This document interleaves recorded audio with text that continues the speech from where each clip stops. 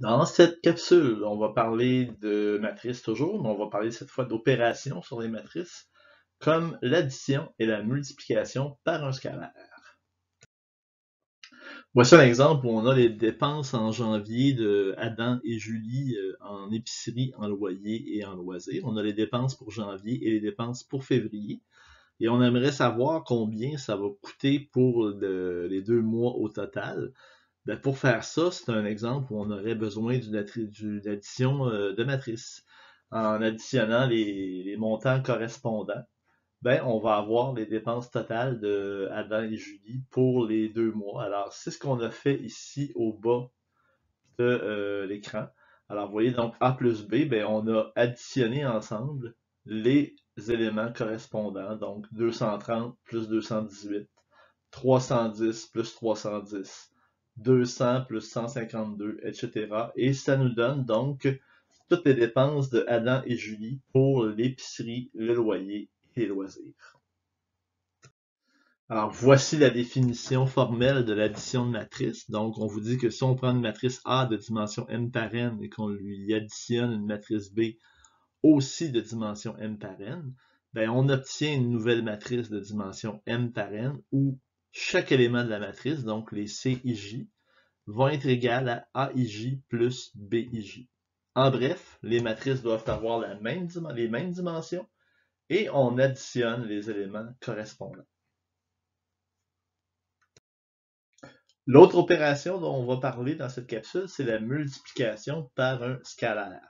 Donc, un synonyme de multiplication par un scalaire, ça pourrait être multiplication par un nombre réel. Donc, si vous avez la matrice A que vous voyez à l'écran, qui est la matrice 1, 3 moins 1, 2, et qu'on multiplie cette matrice-là par moins 2, donc on obtient la matrice moins 2A, ben, tout ce qu'on a à faire, c'est de prendre chaque élément de la matrice et de le multiplier par moins 2. Alors, ça nous donne la matrice moins 2, moins 6, 2 et moins 4.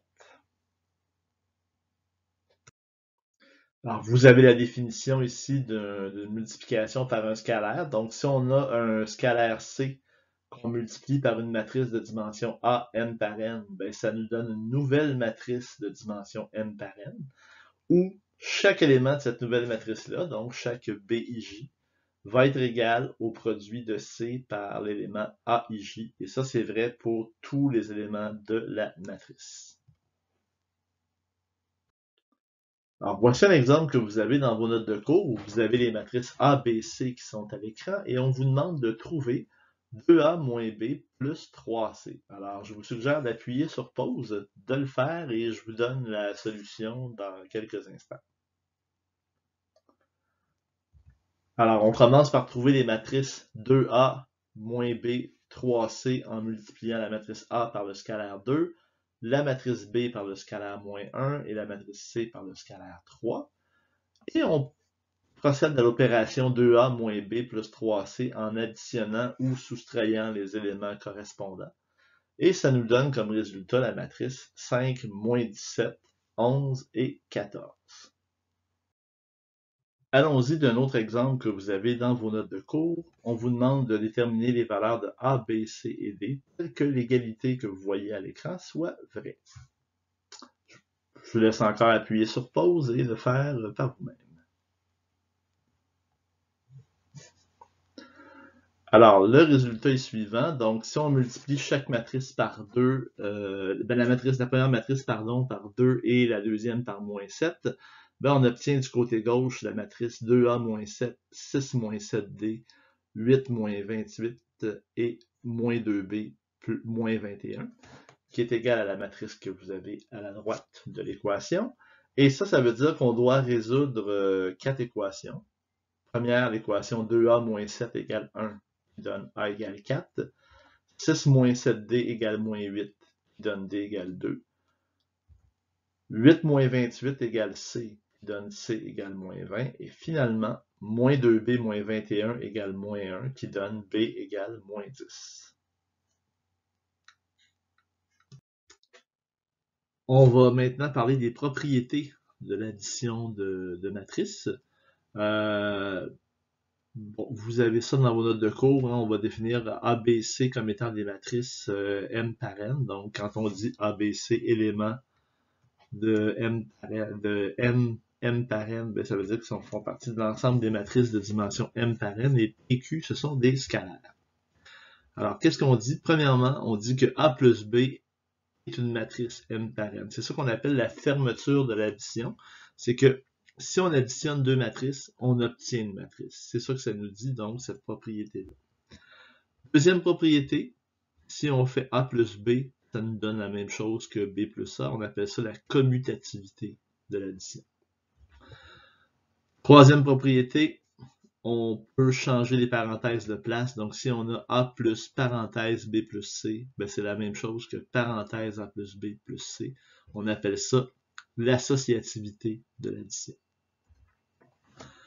Quatrième propriété, A plus une matrice nulle donne la même chose qu'une matrice nulle plus A donne A. On appelle ça l'élément neutre pour l'addition. Et finalement, A plus la matrice moins A ou encore moins A plus la matrice A donne la matrice nulle. On appelle ça l'élément opposé pour l'addition.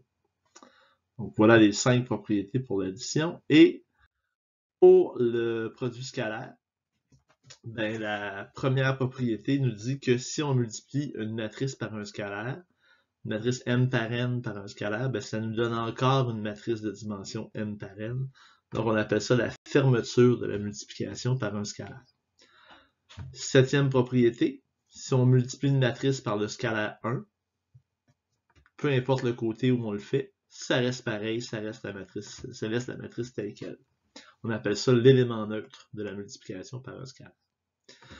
Huitième propriété, si on a deux scalaires qui multiplient une matrice, on peut multiplier les scalaires avant puis multiplier la matrice après. Ça donne la même chose que si on multiplie d'abord une matrice par le scalaire et qu'on multiplie par P. On appelle ça l'associativité de scalaires. Neuvième propriété, si on a un scalaire fois un produit, donc fois une addition, pardon, donc P fois A plus B, ben ça donne la même chose que PA plus PB. Et finalement, si on additionne deux scalaires et qu'on multiplie ça par A, ça revient au même de multiplier A par le premier scalaire, multiplier A par le deuxième scalaire et les additionner après. On appelle ça la distributivité de l'addition de scalaires sur la multiplication. Alors, ça termine cette partie sur l'addition et le produit par un scalaire.